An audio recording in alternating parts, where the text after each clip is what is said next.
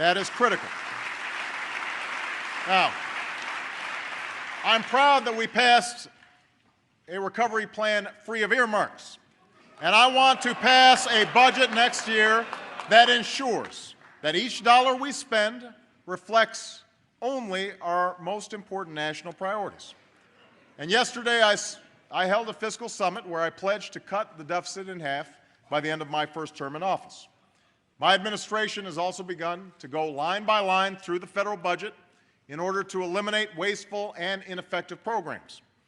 As you can imagine, there's a process that will take some time, but we have already identified $2 trillion in savings over the next decade. In this budget,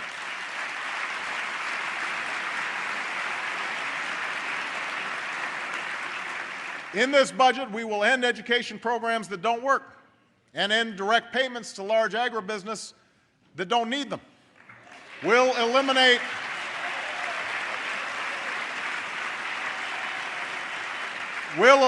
the no-bid contracts that have wasted billions in Iraq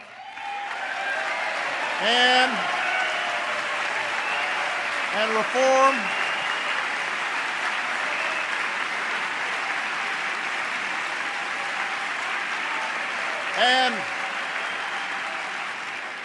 reform our defense budgets so that we're not paying for Cold War-era weapons systems we don't use.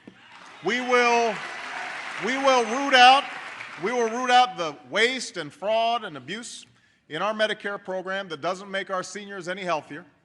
We will restore a sense of fairness and balance to our tax code by finally ending the tax breaks for corporations that ship our jobs overseas.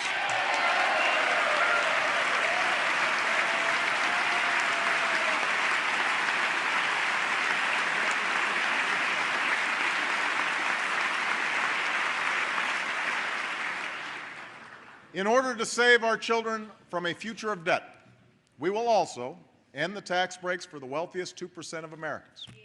Now, let me be clear. Let me be absolutely clear, because I know you'll end up hearing some of the same claims that rolling back these tax breaks means a massive tax increase on the American people. If your family earns less than $250,000 a year, $250,000 a year, you will not see your taxes increased a single dime. I repeat, not one single dime. In fact,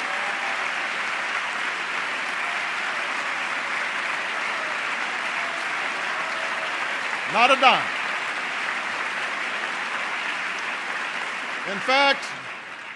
In fact, the recovery plan provides a tax cut. That's right, a tax cut for 95% of working families. And by the way, these checks are on the way.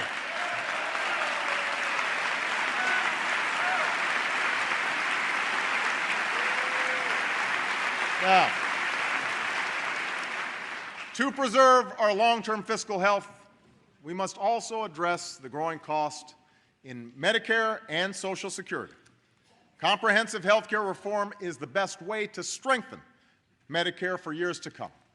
And we must also begin a conversation on how to do the same for Social Security while creating tax-free universal savings accounts for all Americans. Finally, because we're also suffering from a deficit of trust, I am committed to restoring a sense of honesty and accountability to our budget. That is why this budget looks ahead 10 years and accounts for spending that was left out under the old rules. And for the first time, that includes the full cost of fighting in Iraq and Afghanistan. For 7 years, we've been a nation at war. No longer will we hide its price.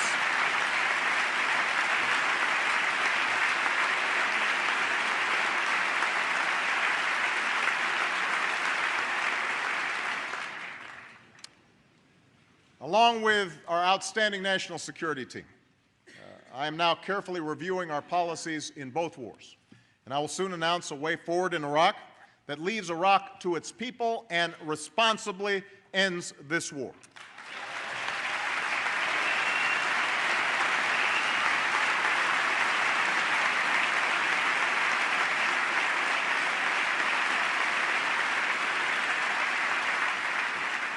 And with our friends and allies, we will forge a new and comprehensive strategy for Afghanistan and Pakistan to defeat al-Qaeda and combat extremism, because I will not allow terrorists to plot against the American people from safe havens halfway around the world. We will not allow it.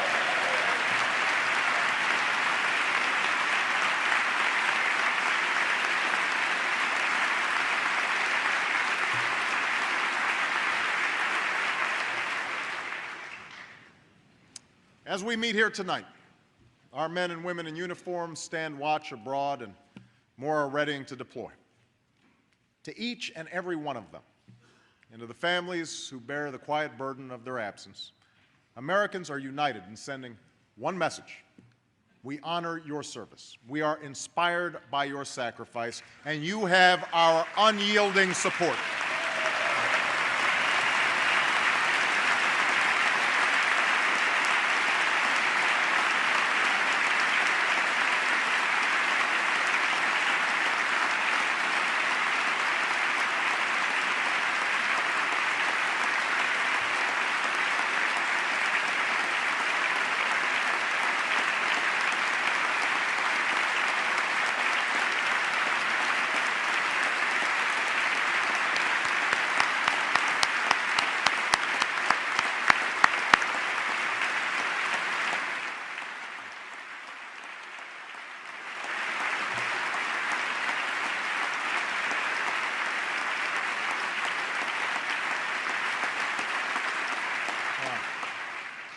To relieve the strain on our forces, my budget increases the number of our soldiers and Marines.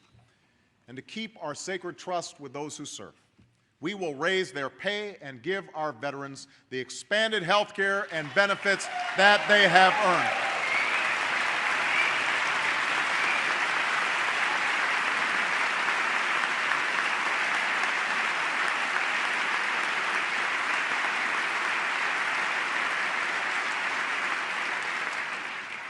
To overcome extremism, we must also be vigilant in upholding the values our troops defend, because there is no force in the world more powerful than the example of America. And that is why I have ordered the closing of the detention center at Guantanamo Bay and will seek swift and certain justice for captured terrorists. Because living our values doesn't make us weaker, it makes us safer, and it makes us stronger. And that is why I can stand here tonight and say without exception or equivocation that the United States of America does not torture. We can make that commitment here tonight.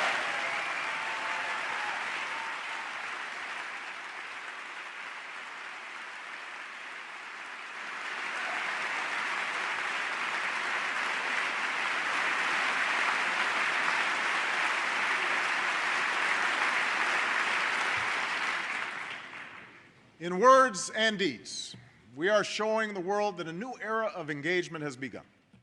For we know that America cannot meet the threats of this century alone, but the world cannot meet them without America.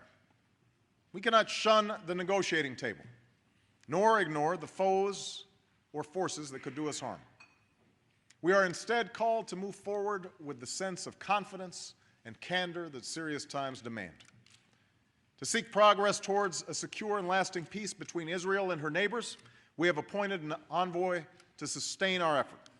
To meet the challenges of the 21st century, from terrorism to nuclear proliferation, from pandemic disease to cyber threats to crushing poverty, we will strengthen old alliances, forge new ones, and use all elements of our national power. And to respond to an economic crisis that is global in scope, we are working with the nations of the G20 to restore confidence in our financial system, avoid the possibility of escalating protectionism, and spur demand for American goods in markets across the globe. For the world depends on us having a strong economy, just as our economy depends on the strength of the world's. As we stand at this crossroads of history, the eyes of all people in all nations are once again upon us, watching to see what we do with this moment, waiting for us to lead. Those of us gathered here tonight have been called to govern in extraordinary times. It is a tremendous burden, but also a great privilege, one that has been entrusted to few generations of Americans. For in our hands lies the ability to shape our world, for good or for ill. I know that it's easy to lose sight of this truth, to become cynical and doubtful, consumed with the petty and the trivial. But in my life, I have also learned that hope is found in unlikely places, that inspiration often comes not from those with the most power or celebrity, but from the dreams and aspirations of ordinary Americans who are anything but ordinary. I think of Leonard Abbas, a bank president from Miami who reportedly cashed out of his company, took a $60 million bonus, and gave it out to all 399 people who worked for him, plus another 72 who used to work for him. He didn't tell anyone. But when the local newspaper found out, he simply said, "I knew some of these people since I was 7 years old. It didn't feel right getting the money myself." I think about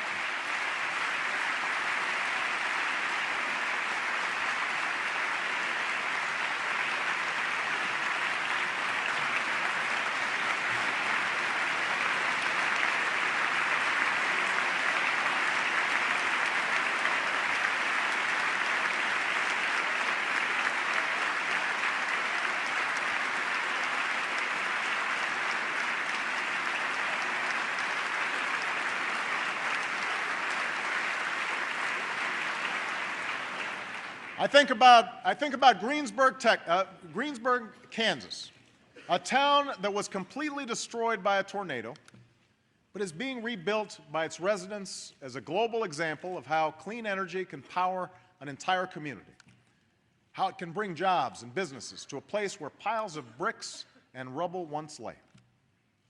"The tragedy was terrible," said one of the men who helped them rebuild, "but the folks here know that it also provided an incredible opportunity." I think about Tashea Bethea, the young girl from that school I visited in Dillon, South Carolina, the place where the ceilings leak, the paint peels off the walls, and they have to stop teaching 6 times a day because the train barrels by their classroom. She had been told that her school is hopeless. But the other day after class, she went to the public library and typed up a letter to the people sitting in this chamber. She even asked her principal for the money to buy a stamp. The letter asks us for help and says, "We are just students trying to become lawyers, doctors, congressmen like yourself, and one day president, so we can make a change to not just the state of South Carolina, but also the world. We are not quitters." That's what she said. We are not quitters. These words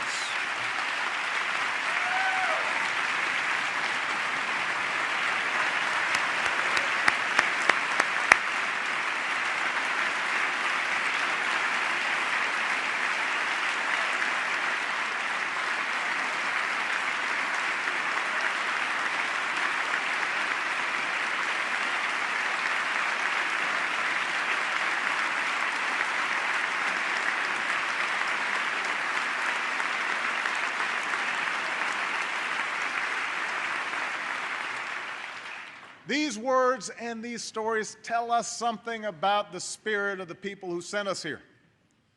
They tell us that even in the most trying times, amid the most difficult circumstances, there is a generosity, a resilience, a decency, and a determination that perseveres, a willingness to take responsibility for our future and for posterity. Their resolve must be our inspiration. Their concerns must be our cause.